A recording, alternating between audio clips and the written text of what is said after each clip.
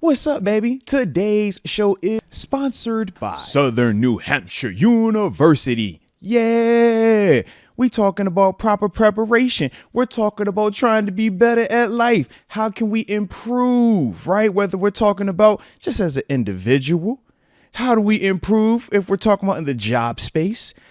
I mean, whether we're talking about just all the different ways to be prepared for the next step, for that next task. Southern New Hampshire University and some of these online degree programs that they are offering. Come on, baby. You can't beat this. And they have super competitive low tuition rates that are, like I said, going to prepare you for whatever your next steps might be as it pertains to your professional career. It's not too late. I mean, shoot, what you waiting on? I mean, you're watching me, but what you waiting on? Come on, man. You see the link right there, right? snhu.edu/Arthur Moats. Tap in and go out here and get a chance to prepare yourself for greatness.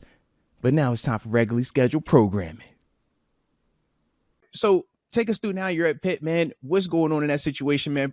And obviously, like you said, you committed there, 2 weeks prior to, signing day. So it wasn't like there was a lot of familiarity, but talk to me through that process, man, when you're actually there. What was that like for you? Yeah, I mean, I guess growing up in Pittsburgh, right? You have, Pittsburgh. I live 20 minutes north of the city in Wexford. But hey, listen, man, if you're from the area, man, everybody say Pittsburgh, man. Everybody knows what I'm talking about.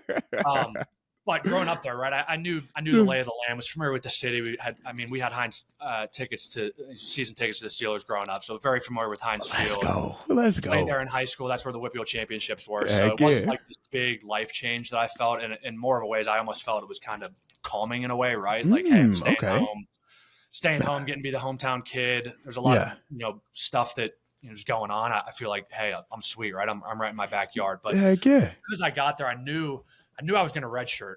They had Chad Wojcik there the previous year, and then Nate Peterman, who's shout out to Nate, man. Transferred there, so I knew that it was going to be at least a year or two before I was going to get a shot, and I was fine with that, right? Like I previously said, I was 180 pounds soaking wet. I'd never seen a weight in my life until I got to school in college. And so in my freshman year, when you redshirt, right, all it is work out and eat as much as possible. So I think I went from like 180 to 205 my freshman year. Hey, look, get big a little bit, man. Come on now, And I think I'm actually lighter than that right now. So I need to start eating some calories again. But it was fun, right? I mean, it's just different. You go from playing 10 years growing up to all of a sudden, hey, now I got to sit and take a backseat to guys that are already here. So it's a learning process, right? College football is different than high school. NFL is different than college, and NFL is a lot different than high school. So I think I benefited from it, right? There's a lot of guys that just get thrown into the fire right away and have to play or and expected to play right away. For me, it was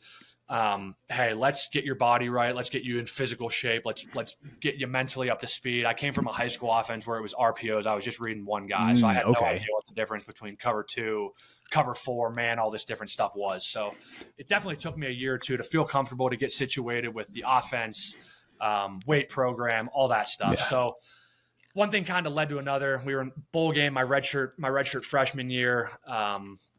Nate Peterman got hurt, went out with a concussion. I was the backup, and that was my first introduction to college football playing time. Was the Pinstripe Bowl in Yankee Stadium. Man, come on now. Welcome to the big leagues, baby. Exactly. And so I was like, hey, man, let's roll. It's not like I had all this time to get ready to prepare to be the starter, right? He went down in the third quarter, and all of a sudden everyone's looking on the sideline. Where's Ben? Hey, go to your helmet. You're in the game. Hey, you ready? Hey, we haven't cared about you, but now you're the most important person ever. Come on. So that's the life of being a backup quarterback. I'm still living it. So one thing kind of led to another. Got thrown in the game, made some good plays. Didn't make some good plays, right? It's just how it goes when you're a young guy, especially as you're a QB.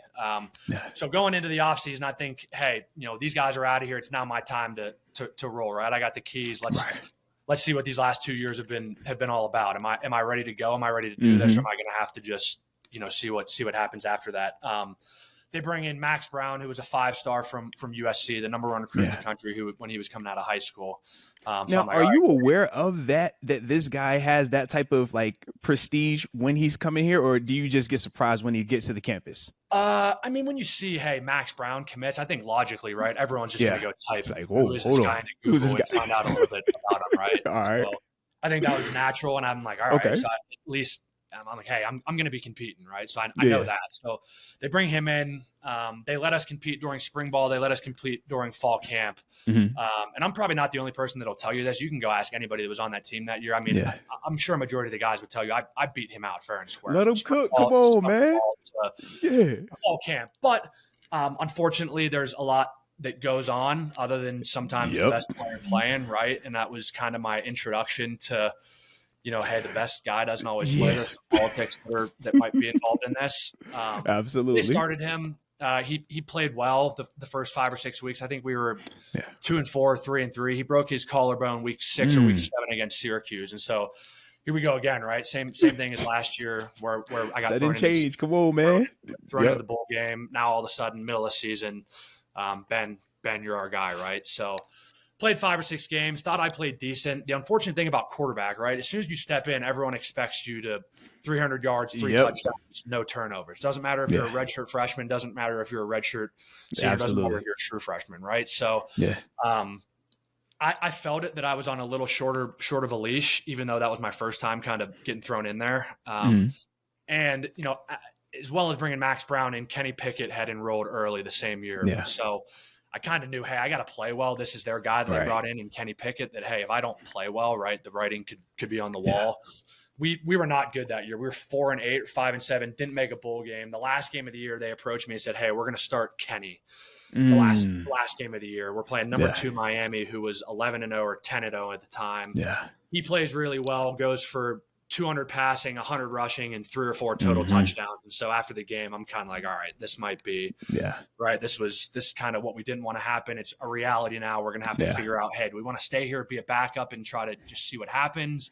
And he's a freshman, right? When this is happening, correct? He was a true freshman. So I was like, all right, okay. This is right. I'm not stupid. Look, this is worst case scenario for any college football player if the true freshman comes in. There's only one guy that plays. It'd be one thing if you're a receiver or a linebacker, right, where you're rotating guys. You've got different guys coming in and out of the game. But QB, it's like, oh man. So I decided, hey, the best thing for my future might just be a clean start.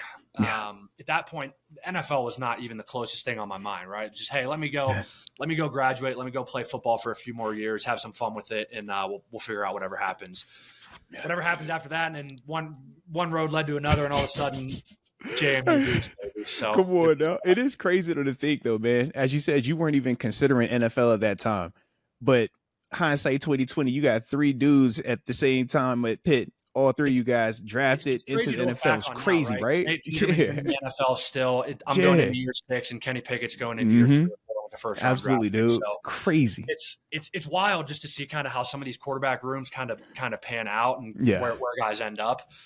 So I got no hard feelings, right? It'd be one thing if those 2 guys were just selling insurance or something, but they're in the same league that I'm in. Hey, what's going on, man? How does that happen right here, coach? Yeah. Exactly.